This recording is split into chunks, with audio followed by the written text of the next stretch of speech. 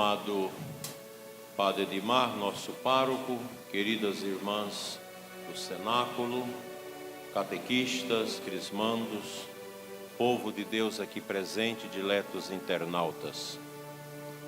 O 28º domingo do tempo comum deste ano traz para nós o tema do casamento do rei. Com esta parábola bonita e profunda que nosso Senhor conta para nós, bem como a referência da primeira leitura que nos traz a temática do banquete, que está intimamente e transversalmente ligada com o Evangelho, onde o rei do casamento, que é o próprio Deus, realiza um banquete. E há uma controvérsia porque todos os que foram convidados não apareceram no banquete. E o rei incumbiu que chamasse os que estivessem na beira das estradas, nas encruzilhadas e etc. para poder alegrar-se com ele na festa daquele casamento. Mas ali havia um homem que não trajava a veste adequada para aquela festa de núpcia. Então o rei manda jogá-lo fora do salão das festas. Ele não pôde participar daqueles comensais. É toda uma referência que nós podemos fazer acerca do mistério do reino de Deus. O reino dos céus tem nesta parábola a sua imagem, a imagem do banquete. O banquete sacia nossa fome, nos tira da inanição, da falta de nutrientes que pode nos levar à morte. Mas o reino dos céus, ele é exigente e requer que nós tenhamos uma veste adequada para entrar no seu recinto. E aqui nosso Senhor quer nos dar uma catequese sobre esta veste, que é a veste batismal. O batismo, conditio sine qua, uma condição que se impõe para a nossa salvação, nos deu a graça de uma veste nova. Tanto que no dia do batismo, seja de criança ou de adulto, a veste precisa estar ali. Para as crianças, o mandrião, aquela roupinha própria, branca para o batizado, e para os adultos, a túnica branca, que representa exatamente a veste adequada para o ingresso no banquete do reino. Sem a veste batismal, nós não poderemos participar do banquete pascal. E aqui nós temos muito forte esta convicção que a leitura da palavra de Deus nos dá, que precisamos estar adequadamente vestidos para o banquete, o ingresso no reino dos céus. Como vai ingressar no reino dos céus alguém que jogou fora a veste do batismo para trazer para si a veste do pecado, a veste da embriaguez, dos vícios, das drogas, a veste da prostituição, a veste da ideologia de gênero, a veste do aborto, da pornografia, de tantos males que nos nossos tempos cada vez mais estraga o coração das pessoas. Se nós olharmos para a cidade de Alvorada, Goiás, aqui na nossa paróquia Nossa Senhora da Guia, nós vamos perceber que neste município há milhares de pessoas que não praticam nenhuma religião. E muitas delas foram batizadas, mas rasgaram a veste do batismo e jogaram no lixo do pecado, do adultério, da indiferença, do ódio e da falta de Deus. Todos nós cristãos precisamos, pela fé, ter o mínimo de preocupação com a nossa caminhada neste mundo, em vista da nossa salvação. Como vamos ser salvos se nós desprezamos a veste batismal, que nos credencia para o banquete? O Senhor promete esse banquete de eternidade para nós, que já é antecipado nos sacramentos, mormente na Eucaristia, que é o banquete que nos alimenta espiritualmente com o pão vivo descido do céu. A Eucaristia é para nós a sinalização antecipada do reino de Deus. Católico não pode ser símbolo ou sinal de pessoa negligente, de pessoa que não tem têmpera espiritual, que não tem caráter humano espiritual. O católico que não merece ser católico, porque ninguém de nós merece ser católico, que é a Igreja Católica, é a Igreja de Cristo, mas se nós tivemos a graça de ingressarmos na igreja através do batismo, vamos honrar a veste do nosso batismo. Não vamos sujar a veste batismal na lama do pecado que o mundo de hoje vive. Todos nós que estamos aqui, alguns de vocês há tempo não vinham à igreja. Você que foi convidado a ser padrinho de crisma, madrinha de crisma, você nem tem condição de sê-lo pela sua condição de ausência da igreja, falta de confissão, falta de santidade, falta de conversão. Mas você está aqui, e esta, quem sabe, é uma noite de graça e de bênção para você, em que Jesus te chama: venha, porque o seu lugar na igreja ninguém ocupou. Eu me lembro que numa missa de crisma, há cerca de 14 anos atrás, eu tinha um ano de bispo, eu fiz esta reflexão com o povo. E alertei a todos do cuidado com a morte. Muita gente fala, o bispo fala muito de morte. Mas se eu não falar, a Rede Globo, o lixo que nós temos na mídia extrema, nunca vai falar disso. Nunca. Os jornais, a televisão não vai falar disso. Vai nos ensinar a gastar, a consumir, a viver os prazeres, porque a vida se resume nisso. E eu dizia para o pessoal: cuidado, porque esta pode ser a última missa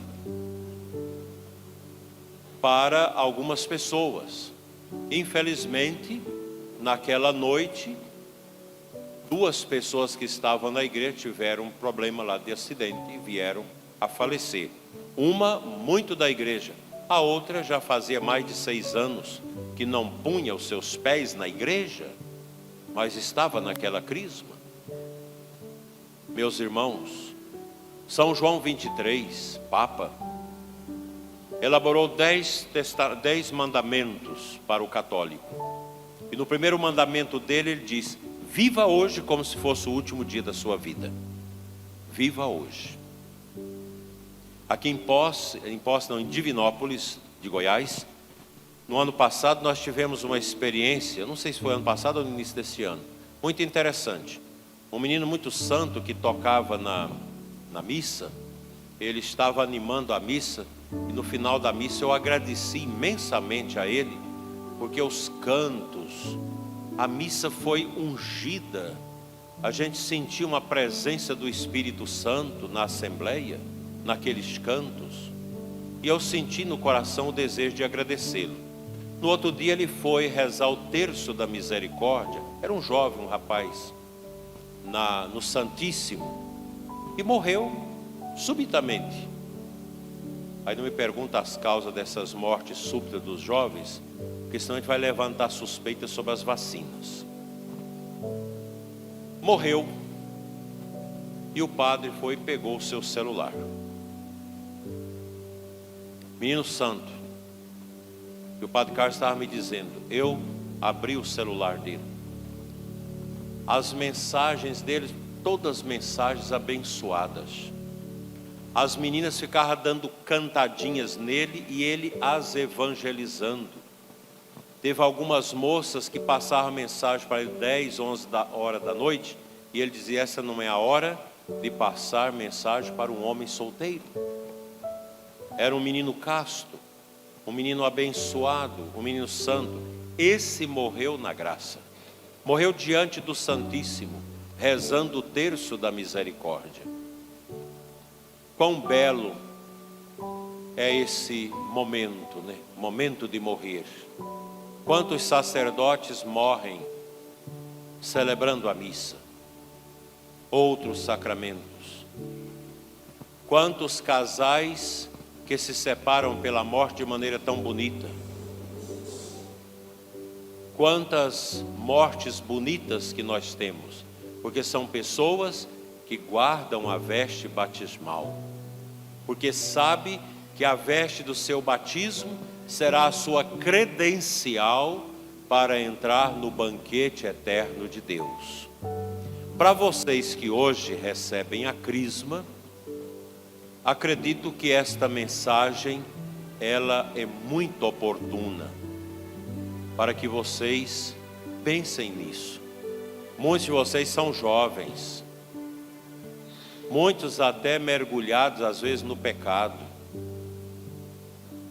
muitos que há tempo não se confessava, e quem sabe você agora com essa confissão você vai emendar de vida, não vai voltar nos pecados que você estava. A vida passa muito rápido. Quando eu olhava vocês subindo ali na fila para ingresso na igreja, eu me lembrava do meu tempo de jovem, o tempo da formatura da 8ª série, o tempo do grupo de jovens. Tudo passa, tudo é muito rápido, mas como é bom a gente poder levantar todo dia e pensar em Deus, rezar. Na hora de deitar você rezar, durante o dia algumas orações, momentos de Deus. Como isso é bom. Esse mundo, os santos já nos ensinaram muito sobre isso. Esse mundo é chamado de século, é o mundo que passa. As coisas deste mundo não vão conosco no dia da nossa morte. Assim como nós nascemos sem nada, vamos terminar esta vida também sem nada. E Deus quer apenas uma coisa: conserve a veste batismal, porque ela é a veste do amor, ela é a veste da fortaleza do cristão. Não se apegue às coisas passageiras, às coisas imundas. O nosso mundo está aí, com a garganta escancarada como uma grande serpente, para te engolir no mundo do pecado, no mundo da vaidade, no mundo da prepotência, no mundo da sexualidade fora do casamento, no mundo dos anticoncepcionais, no mundo do DIU para não ter filhos, no mundo da vasectomia, da ligadura de trompas, no mundo do pecado. Esse não é o mundo que Deus quer para nós, porque esse é o mundo da desova das almas no inferno. Deus nos quer ungidos pela graça do batismo, para sermos bons pais e mães de família, bons filhos, bons profissionais, bons políticos, bons funcionários públicos, bons autônomos, bons empresários. É isso que Deus quer de nós. Sabendo que tudo que nós temos nesse mundo é passageiro, é muito relapso, que a nossa riqueza está no céu, e essa riqueza do céu a gente vai construindo como? com a oração, com o bem que a gente faz aos pobres, com a educação, com a bondade, com a luta contra nós mesmos. Que o grande inimigo nosso nem sempre é o demônio. Tem dia que eu fico pensando, como que o povo coloca tanta coisa na cacunda do diabo? Não sei nem como que o diabo consegue andar. O cara é flagrado no estupro, foi o diabo que me levou a estuprar. O cara está no tráfico de droga, a polícia pega, ele fala, foi o diabo que me levou a traficar. O outro mata alguém e depois vai dizer diante do delegado, foi o diabo que me tentou a matar. Não, é você mesmo. O diabo é você, que não dá conta de vencer a sua desgraça, a sua miséria, a sua volúpia, a sua tentação, as suas inclinações pecaminosas, herdadas de Adão e Eva, que o batismo nos lavou, mas não tirou os efeitos dessas misérias tão graves na nossa vida, que são as consequências do pecado original. Vinci quem se vinci, vence quem se vence.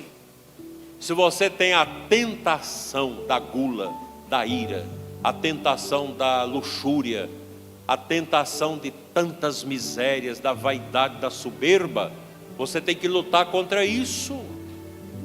E a gente vence essa miséria nossa com a oração, com o jejum, com a penitência, com a via sacra, com o rosário, com o terço, com a missa, com a nossa oração pessoal, com a esmola que a gente dá aos pobres. É uma luta, meus irmãos, luta ferrenha. Não pense, eu vou deixar para me converter no final da vida. Cuidado, conversão adiada é conversão fracassada. E Jesus fala, nécio, nesta noite mesmo te será pedido contas da tua alma. Hoje, quantas pessoas vão morrer hoje no mundo? Algumas já esperando pela morte, outras não. A morte inesperada. Daí, mas como que eu vou fazer isso? A resposta é na segunda leitura de hoje, quando São Paulo diz, basta-me a tua graça. Basta-me a tua graça. Psicologia ajuda, psiquiatra ajuda, remédio ajuda, aconselhamento do padre ajuda, confissão ajuda muito, muito, muito. Uma confissão bem feita, arrependida os pecados. Mas o autor da nossa conversão é a graça encreada, que é o Espírito Santo, que hoje vocês receberão na unção da crisma. O católico deve viver sob o Espírito Santo, não segundo o seu espírito humano, fracassado, miserável, que nasceu pagão, com a sanha do pecado original dentro de si. Mas nós devemos viver como o Espírito de Deus, não como o Espírito do demônio. O Espírito do demônio está aí, te levando a adultério, a fornicação, namoro porco, namoro com prostituído. Isso não agrada a Deus. Drogas, agora essa moda dos jovens fumando esse cigarrinho eletrônico. Vai fumando e vai fumando. Lá na frente você vai dizer, onde estava eu de ter usado essa coisa e agora estou aqui sem conseguir respirar, porque o câncer já tomou conta do meu pulmão. Gente que precisa de vício, de cachaça, de pornografia, de cigarro, de drogas, para viver, para dar sentido à sua vida, é porque ainda não fez uma experiência de libertação. Se libertar disso. É horrível o que nós estamos vivendo nas famílias. As infidelidades. Outro dia eu escutava uma filha que me dizia, meu pai a vida toda, gente de dinheiro, abusou das empregadas e comprou o silêncio delas com dinheiro. Agora minha mãe morreu, ele está velho, A gente tem que ter pessoas para cuidar dele. E ele ainda fica na velhice com mais de 80 anos, falando besteira para as cuidadoras, para as enfermeiras, com essas sanhas. Um homem desse não terá o banquete, porque ele já jogou a veste batismal dele fora lá atrás. Ele está nu diante de Deus, pelado, igual quando se morre e vai para a funerária. Não tem nada esse homem, não tem a veste. Ele está despojado da graça. Não tem a graça de Deus, porque o seu coração só conheceu o pecado, a mentira e a miséria. Ah, mas será que tem cura? Tem. A cura é tomar vergonha na cara, quem está no pecado, confessar, arrepender e buscar a graça de Deus. Alguém que diz, eu sou viciado a roubar. Aí coloca a culpa no diabo. Tem um espírito que me leva a roubar. Que tristeza. Que homem fraco, que miserável é esse homem. Não tem caráter, não tem fortaleza, não tem determinação. Se eu sei que uma coisa vai me fazer mal, eu renuncio a isso. Aí vai roubando, até o dia que vai cair na cadeia. Ou se não cair na bala de quem está sendo roubado por ele. O pecado é isso. São Paulo diz, o pecado tem um salário, e o salário do pecado é a morte. E a graça de Deus é a vida, no Espírito. O Espírito Santo dá vida. Se nós formos observar a vida na sua realidade nua e crua, nós vamos assustar. Viver não é fácil. Nós temos que ter força. Hoje eu fiquei extremamente chocado com uma mãe que me disse, meu filho está no EJC, mas está um grupinho de gente malandra dentro do EJC, que não tem compromisso com Deus, é grupo de igreja. Ele foi à marcha pela família e pediu para não contar para os colegas, para eles não ficarem debochando dele. Mas esse EJC, se está desse jeito, precisa de acabar. Vou chamar os responsáveis desse jeito. Esse tipo de jovem não queremos na igreja, não. Grupo de jovem que não reza, que só vive com besteiras. Não, a igreja não precisa desse tipo de gente, e muito menos Cristo. Vai para o mundo. O que adianta fazer um clube dentro da igreja? Está na igreja, mas fora da igreja faz tudo errado, como a música do Amado Batista. Se você escutar às 2 da tarde com esse calorão, é capaz de desmaiar. Que adianta ir à igreja e fazer tudo errado? Grupos de igreja têm que viver a santidade. Isso aqui vale para a pastoral familiar, vale para o encontro de casais com Cristo, vale para o EAC, para o EJC, para todos os nossos grupos de igreja, para a catequese. Eu não entendo por que grupo de igreja no final do ano, nas suas confraternizações, tem que ficar bêbado, tem que levar cervejada, e beber, e comer, e farrear sem nenhum Pai Nosso. Que grupo de igreja é esse? Isso é um grupo de pecado. Não tem a veste batismal esse tipo de gente. Ser católico não é ser uma pessoa vazia, irresponsável, que vai à missa, mas fora da igreja é um verdadeiro pagão, aloprado no pecado, em tudo que não presta. A nossa conversão, meus irmãos, é diária, é todo dia. A oração é todo dia. Nós não podemos tirar férias. E como nós somos tentados na oração. Hoje cheguei cedo numa igreja fazer casamento para orar. Estou lá orando, vem uma pessoa, tira você da concentração. Você está orando, vem outra. Quando alguém está no Santíssimo rezando, seja o padre, seja o ministro, seja quem for, não se mexa. Quem está no Santíssimo ajoelhado orando, você não tem que ir lá cumprimentar a pessoa, não, cumprimenta depois. Você tira a pessoa da unção. É tanta coisa, tanta ventania para tirar você da sintonia de Deus. Igual vocês jovens, começa a namorar, tem a virgindade, mas aí começa a escutar de uma tia deplorável, que viveu somente no pecado, que fica dizendo para você: ah, você tem que perder sua virgindade. Aí vai numa romaria, não sei aonde, que não vou dizer aonde, vai confessar com o padre: não, você pode ter relação sexual antes de casar, não tem problema. Esse padre vai arder no inferno. Como que você aceita o pecado como uma coisa boa?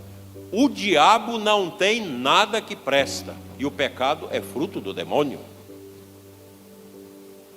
O jovem de igreja vive a sua pureza, guarda a sua castidade, seja a moça, seja o rapaz, dá para o casamento.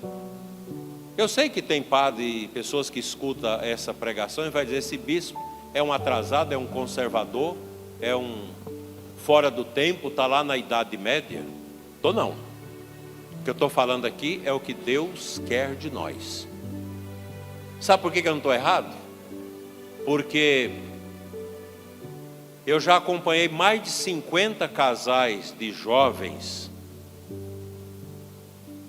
que eu acompanhei no namoro, nas tentações, e eles vivendo a santidade no namoro, casaram santamente, e hoje todos, não tem um que não deu certo. Aqui tem um aqui na minha frente, que eu casei acho que há 8, 9 anos, né?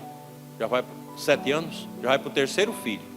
Esposa exemplar, ele exemplar, catequista, namoro de acordo com a graça de Deus, uma esposa firme, que ela mesma está dando aula para os seus filhos, mulher dedicada, o casal está aí.